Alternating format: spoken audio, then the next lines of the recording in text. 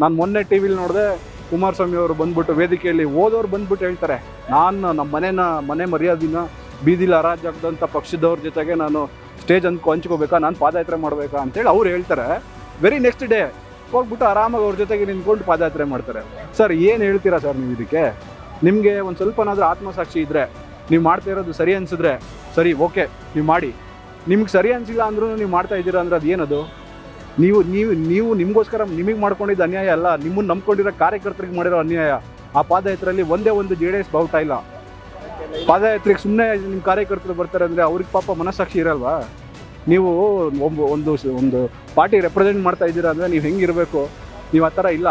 ಅದನ್ನು ಬಿಟ್ಬಿಟ್ಟು ಸಾಹೇಬರು ಒಂದೇ ಒಂದು ಕಪ್ಪು ಚುಕ್ಕೆ ಇಲ್ಲದಿರೋ ಅಂಥ ಒಬ್ಬ ಧೀಮಂತ ನಾಯಕ, ಶೋಷಿತ ವರ್ಗದವನು, ಅಂಥ ಒಬ್ಬ ದೊಡ್ಡ ಮೇರು ನಾಯಕನ ನೀವು ಬೆಂಬಲ ಮಾಡೋದು ಬಿಟ್ಬಿಟ್ಟು ಸಂವಿಧಾನಾತ್ಮಕವಾಗಿ 130ಕ್ಕಿಂತ ಜಾಸ್ತಿ ಸೀಟ್ ತೊಗೊಂಡಿರೋವಂಥ ಕಾಂಗ್ರೆಸ್ ಪಾರ್ಟಿಯಲ್ಲಿ ಸೆಲೆಕ್ಟ್ ಆಗಿರೋ MLAಗಳು ಎಲೆಕ್ಟ್ ಮಾಡಿರೋವಂಥ ಸಿದ್ದರಾಮಯ್ಯ ಸಾಹೇಬ್ರನ್ನ ನೀವು ಹೋಗ್ಬಿಟ್ಟು ಯಾವುದೋ ಹಗರಣಗಳೇ ಇಲ್ಲ ಅಂತ ಹೇಳ್ಬಿಟ್ಟು ಹೋಗಿ ಅವ್ರಿಗೆ ಯಾವುದೋ ಮೂಢ ಹಗರಣ ಅಂತೇಳಿ ತೊಗೊಂಬಂದು ಸಿಗಾಕ್ಸ್ಬೇಕು ಅಂತ ಟ್ರೈ ಮಾಡ್ತಾ ಇದ್ದೀರಾ. ಆಗುತ್ತಾ ಸರ್ ಅದು?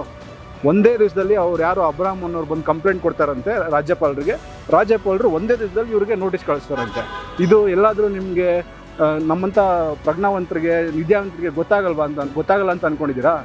ನೀವು ಯಾವ ರಾಜ್ಯದಲ್ಲಿ ಬೇಕಾದರೂ ನೀವು ಯಾವ ಪಾರ್ಟಿ ಬೇಕಾದರೂ ಕೆಡವಿ ಸರ್ಕಾರ ಬೀಳಿಸ್ಬೋದು. ಕರ್ನಾಟಕ ಎಲ್ಲ ರಾಜ್ಯಗಳ ಥರ ಅಲ್ಲ ಸರ್, ಇದು ಬೇರೆ.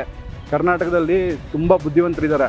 ನೀವು BJP ಅವರು ಏನು ಮಾಡಿದ್ರು ನಾವು ಒಪ್ಕೋತೀವಿ ಅನ್ನೋದನ್ನೆಲ್ಲ ನೀವು ಅಂದ್ಕೊಂಡಿದ್ರೆ ನಿಜವಾಗ್ಲೂ ಅದು ತಪ್ಪು. ಅದನ್ನು ಬಿಟ್ಟಾಕ್ಬಿಡಿ.